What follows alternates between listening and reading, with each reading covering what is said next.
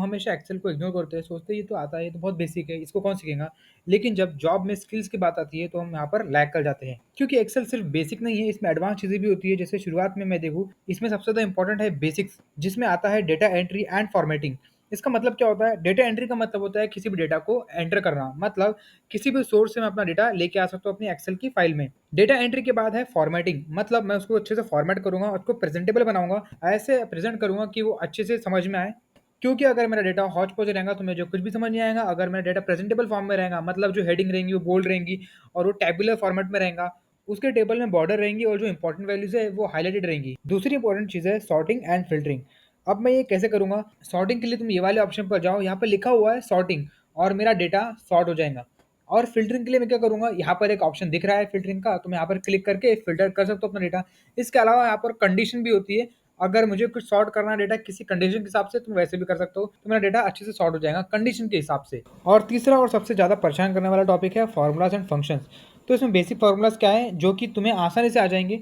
इसमें basic formula है add या फिर मल्टीप्लाई। मैं कोई भी 2 सेल लेके ऐड कर सकता हूँ उनको, उनको मल्टीप्लाई कर सकता हूँ।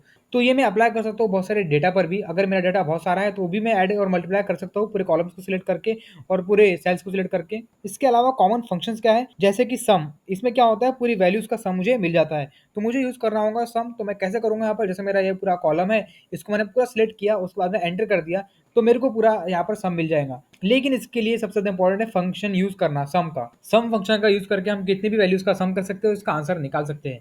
इसके बाद है काउंट। ये नाम से ही पता लग रहा है कि ये क्या करेगा, काउंट करेगा। ये मेरे को नंबर ऑफ रोज़ काउंट करके दे देगा। तो अगर मुझे आईडी का काउंट लेना है कि कितनी नंबर ऑफ आईडीज़ यहाँ पर है, तो मैं क्या करूँगा, काउंट फंक्शन का यूज़ करूँगा और मुझे नंबर ऑफ आईडीज़ मिल जाएँगी। और एवरेज क्या करता है, वैल्यूज़ का सम करता है और नंबर ऑफ वैल्यूज़ से उसको डिवाइड करके उसका आंसर मुझे निकाल के दे देता है। तो ये बिल्कुल वैसा ही है जैसे प्ले स्टोर पे हमें ऐप्स की रेटिंग दिखती है, वो क्या होती है, वो सारे लोगों का एवरेज होती है।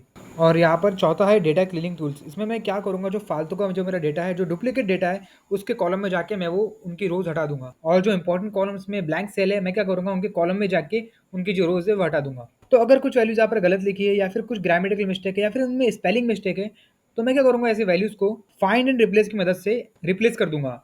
और यहाँ पर जैसे मेरी वैल्यू ये है और मैं इसको कर रहा हूँ फाइंड एंड रिप्लेस की मदद से रिप्लेस।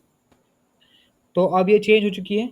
इसके बाद में है pivot tables and pivot charts. इसमें हम क्या करेंगे, लार्ज डेटा सेट को इजीली समराइज़ करके दिखा देंगे। इससे हम अपने डेटा को आसानी से एनालाइज़ कर सकते हैं और इसमें हम सारी वैल्यूज़ का सम निकाल के और सारी वैल्यूज़ का एवरेज निकाल के एक डैशबोर्ड में हम उसको दिखा सकते हैं।